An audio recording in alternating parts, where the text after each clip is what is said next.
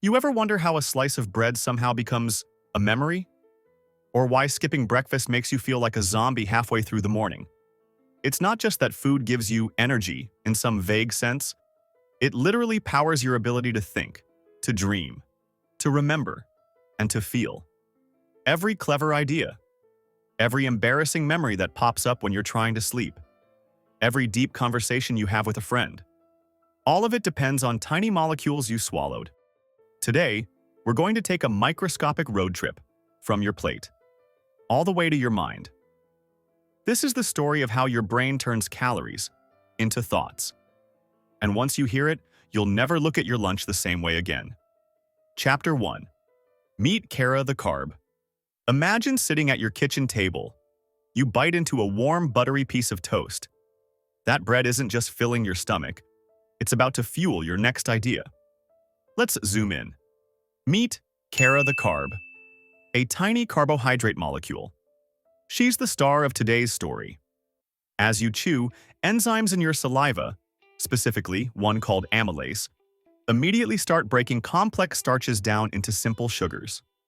Little energy packages, like glucose. Most of us think digestion happens in the stomach, but it actually starts in your mouth. After swallowing, Kara travels down your esophagus, into the stomach, a swirling, acidic sea designed to liquefy your food. By the time she reaches your small intestine, Kara is fully broken down into glucose, the brain's favorite fuel. Think of glucose like the premium gasoline that keeps your brain's engine purring smoothly. But why does the brain love glucose so much? Because even though your brain only makes up about 2% of your body weight, it uses about 20 to 25% of your energy. It's a metabolic diva, demanding, relentless, and unforgiving if you don't keep it supplied. Chapter 2. Rush hour in your bloodstream. From the small intestine, Kara slips into your bloodstream.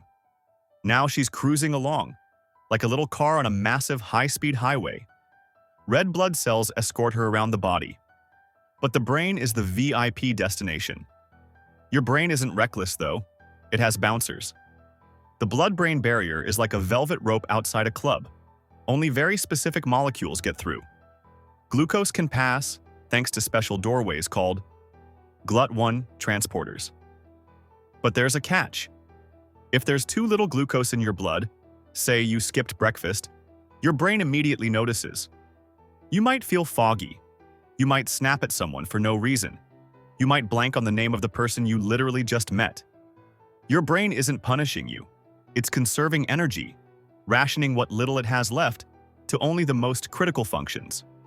Chapter 3. Lighting the fire. Once Kara passes the blood-brain barrier, the real magic happens.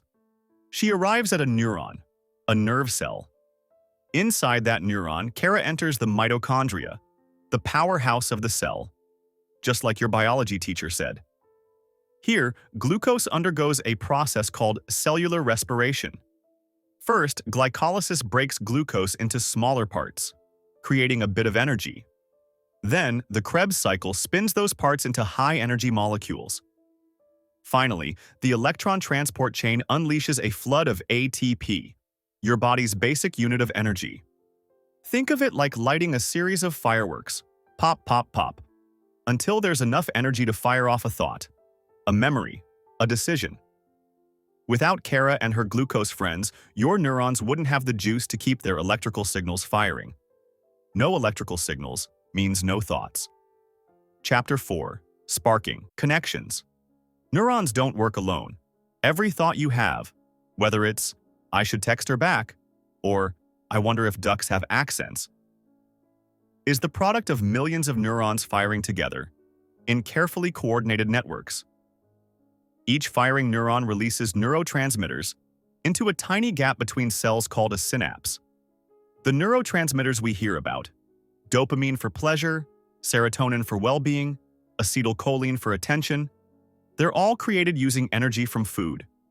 And it's not just carbs. Proteins you eat provide amino acids, the raw materials for neurotransmitters. Tryptophan from turkey becomes serotonin. Tyrosine from cheese becomes dopamine. Choline from eggs becomes acetylcholine. Without the right building blocks and the right energy supply, these essential signals start to falter. And that's when you feel it. The brain fog, the irritability, the sense that everything takes just a little bit more effort than usual. Chapter 5.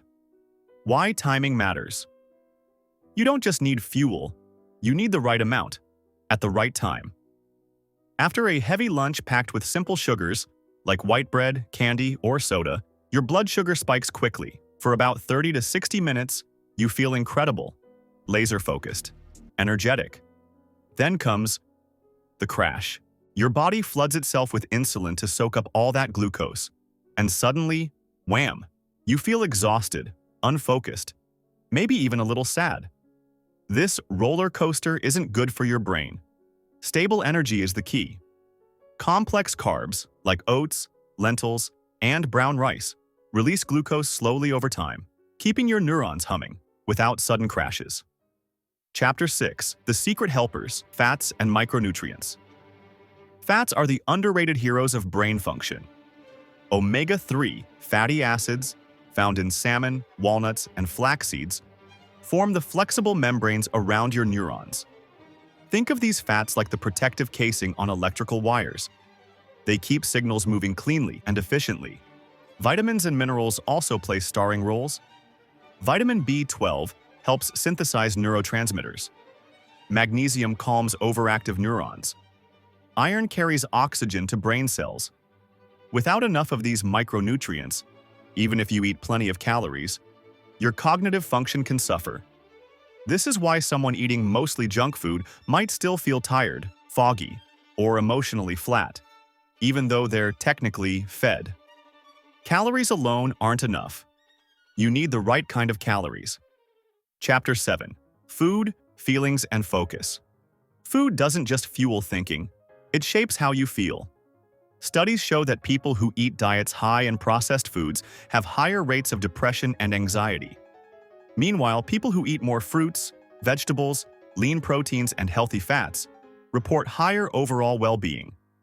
Your gut and your brain are in constant conversation through the vagus nerve. When you nourish your body, you're literally sending positive signals back to your mind. Ever wonder why a simple bowl of soup can make you feel comforted? Or why too much fast food leaves you feeling weirdly empty inside? That's the gut-brain connection at work.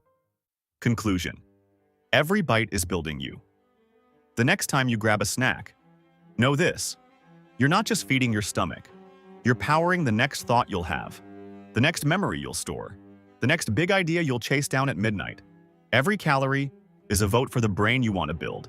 Every meal is a chance to make thinking feel effortless instead of exhausting. You're not just what you eat. You're what you think because of what you eat. If this gave you a new appreciation for your brain and the invisible work it does every second, leave a comment telling me your favorite brain food. And no shame if it's chocolate. Tap like if you feel a little more connected to yourself today.